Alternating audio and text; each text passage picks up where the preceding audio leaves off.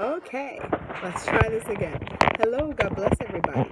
Sorry for this trying to get so I'm not covering the microphone. Okay, this is the third video. I don't eventually I'm gonna stop saying which it is because I'll probably forget. Okay, but I want to talk about my hospital stay. So wonderful. So Monday, December 18th, 2017. I arrived at the hospital at 7 o'clock in the morning. I had already done pre-registration, but so basically, I didn't even need to show my ID. I just had to go and say, hi, my name is Sue. And they took my word for it and just strapped on a little hospital band and said, come on back, change into the hospital gown. Let's start giving you some meds. Let's put some IVs in. A wonderful nurse that came in stuck me like 3 times and couldn't find my very visible vein. Can you see this? You can see this through this little camera.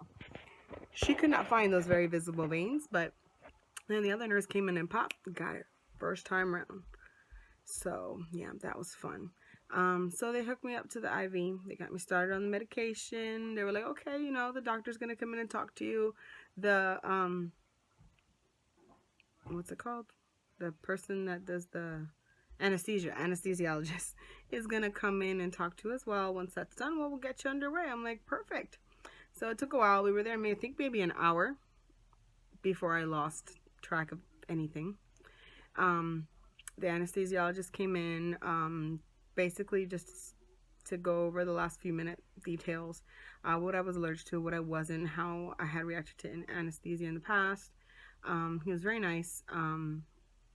I don't remember his name, but he was really good. It was at Ocala Regional Medical Center in Ocala, Florida. Everybody was awesome. Everybody that attended me did an awesome job.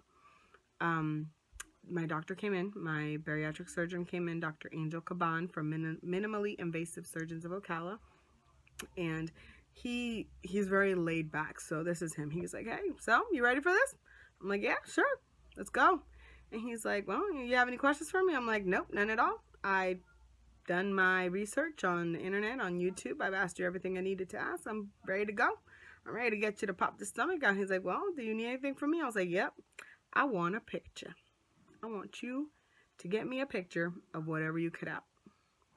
And he starts laughing. He's like, okay, I can get you a picture, not a problem. Anything else? I'm like, nope. Let's get this thing rolling. He's like, all right, I'll let the nurse know. So he let the nurse know. She comes in and she's like, so has the anesthesiologist come in? I'm like, yep. Has the surgeon come in? Yep. And she's like, all right, well, I'm going to give you something to relax. I'm like, okay, sounds good to me. I'm pretty relaxed, but okay. I don't remember her even putting anything in the IV. I don't remember her giving me anything to drink. I just don't remember anything after that. The next thing I know, I'm waking up in recovery and I'm literally like, you're kidding me. I just missed this entire thing. I don't even remember them rolling me into the operating room like in other past surgeries that I remember them actually rolling me in. I don't remember any of it. I slept through it. I just remember waking up feeling like I did 3 trillion um not push-ups, I'm sorry, 3 trillion crunches, and my stomach was just like burning and kind of like hurting, and then I couldn't, like, I was like groggy. So I remember waking up and saying, you kidding me, this is not it, this is not finished. And I just went right back out. And then the nurse in recovery was like, you're doing awesome. She was such a cheerleader. She was the best. I was so groggy. I want to be like, man, you are too. But I couldn't tell them, no, man. Seriously, I couldn't. Because I woke up saying, what? I don't know where I'm at. Did it happen yet? And then I guess she saw me flicker my eyes open, and she's like, honey, you did it. You did such a great job. You're doing excellent. And I just went, and I went out of it again. And I kept coming in and out, in and out, in and out, until they said, okay, you're doing good. You're moving your legs. You're doing this and that. Let's get you out to your room. So, guys, I just slept through everything and go back to the room. I just remember I was in a lot of pain, especially on my right side. On the right side, right next to my belly button, where the largest incision was which the nurse said was where they put the stapler in, where most of the hard and heavy stuff went in. That's where it hurt the most, on that side. So I was having issues that's the side that I would probably usually get out of bed, because it was the closest to the bathroom and whatnot. So I would have to take like a pillow and push it up against my side in order to alleviate the pain, so it wouldn't be as bad. That first day, an hour after surgery, I was up and at 'em walking down the street. I was groggy down the street, down the hospital hall. I was groggy, so I had either my husband or somebody with me at all times when I walked, because I was under the influence of medications. So I didn't want to just like fall on my face, be like, so I had somebody with me. But I walked not even like an hour after the surgery, and then that same day I walked 2 more times. So I walked a total of 3 times that first day, and I walked up and down the hallway. There, it like crossed the other way, so I did that too. And I remember like every time they were like, "You're doing such a good job. Oh my God, we're seeing you again." I guess they're not used to people actually wanting to, but my issue was I was starting to get like the gas pains, and the best way for me to start like burping and get it out was walking. So I was like, you know what? I'm the one that's going to help myself. Let me do this. So I did. And the next day I also, physical therapy came, and they were like, you know what? Have you walked? I'm like, yep, walked 3 times. I already walked once this morning.